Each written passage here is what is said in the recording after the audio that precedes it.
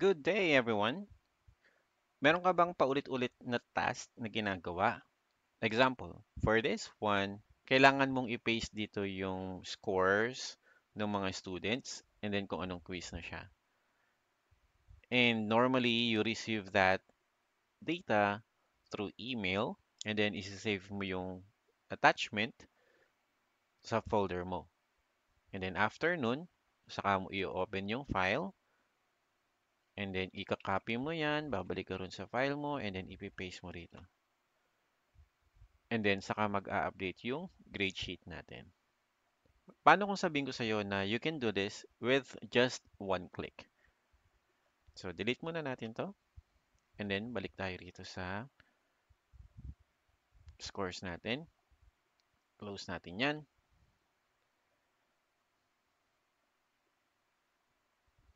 And then, what you need to do is to click Alt F11 or pwede rin naman, punta ka sa Developer, Visual Basic. Another way, right-click mo yan, View Code, and then this workbook.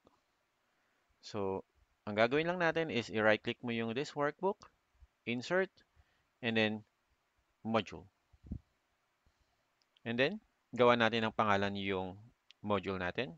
Sub, export, grades. Gawa tayo ng variable natin, dim, ws, as worksheet,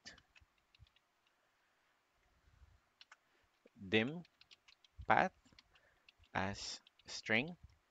So, yung path na to is yung kung saang folder nakasave yung scores na CSV file natin.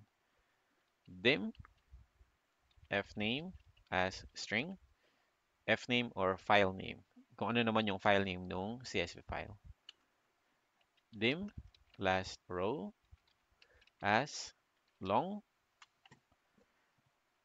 and then copy natin yan ulit kasi meron tayong dalawang last row na kukunin. Lagyan lang natin to ng number 2 para ma-differentiate yung dalawa. Okay? Now, set na natin yung worksheet natin. So, set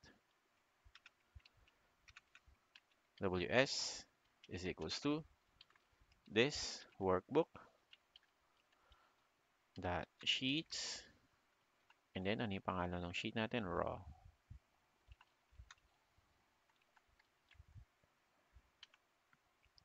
After nun, i-activate natin yung worksheet. So, ws dot activate. Bakit kailangan i-activate? Kasi para makuha natin yung last row. Last row is equals to cells rows dot count, and kakount tayo from column A. And move up that row.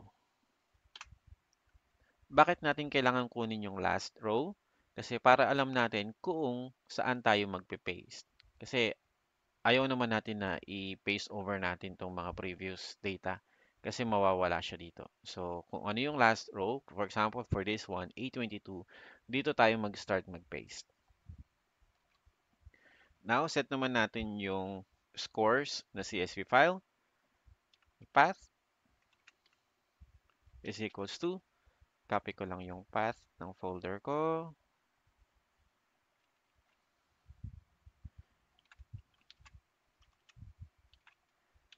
And then yung fname or file name is equals to scores.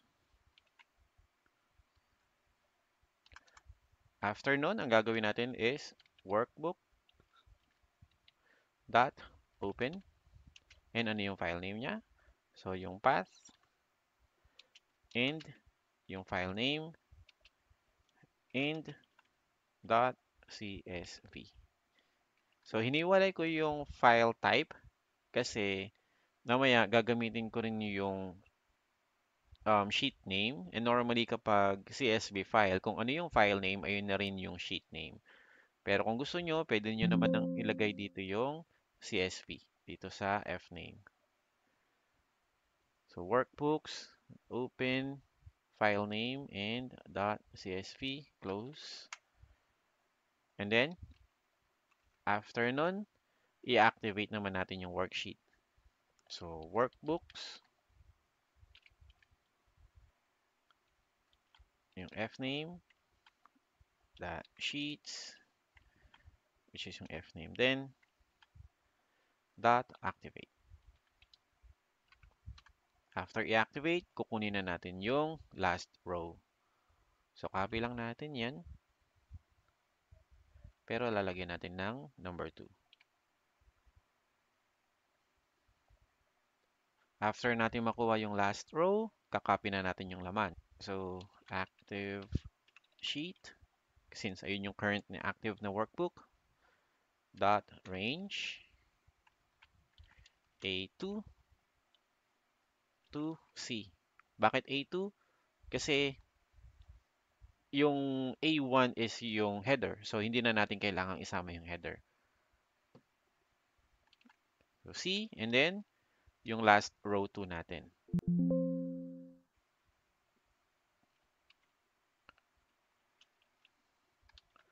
Dot copy. So, after natin i-copy, activate natin yung isang worksheet or yung workbook natin na raw. Worksheet dot range is equals to A and yung last row natin na nauna. Plus 1. Bakit plus 1? Kasi ito yung last row natin. Siyempre, magpe-paste tayo after nung last row. So, pwede nyo gamitin yung offset pero plus 1 para mas madali. Dot paste special paste is equals to paste values lang tayo. Ayan. And then, application dot cut copy mode is equals to false. Para mawala na siya ron sa clipboard nyo. And then after nun, once na nakopy na and na-paste na din, i-close na natin yung scores na workbook natin or yung CSV file. So, workbooks, fname, dot close. Save changes equals false. And then after nun, this workbook dot sheets grade dot activate. So, ang gusto natin after niya i-paste, yung scores dito, magse-select naman siya dito para i-activate niya to. So, i-try natin. Punta tayo dito sa grade natin na worksheet. And then insert, developer, and then insert, button. And then, i-assign natin yung macro na ginawa natin kanina. So, rename lang natin yan. Export. And there you go. And then click. Antayin nyo lang mag-load. And there you go. Pag connect natin yung raw data natin, ayun, naka-paste na siya. So, hindi nyo na kailangang i-open yung file, hindi nyo na rin kailangang i-copy and i-paste, and then i-close ulit with just single click. And again, as I mentioned, this is just an example. So, sobrang simple ng example na to. Normally, ginagawa to sa mga mabibigat na file. Like for example, sa sales data and whatnot. Anything na repetitive na kailangan mong i-copy and then i-dump mo doon sa raw data mo. And then, ipipaste mo. And then, ika-close mo ulit yung workbook and whatnot. Ngayon, kapag may dumating na bagong file, all you need to do is to click export. Just make sure na tama yung file name and nandoon siya sa correct na file path. Ayun lang. I hope I was able to explain it properly. If meron kayong Excel problems, post nyo lang dyan sa baba. Try natin gawa ng paraan. Please like and follow for more videos.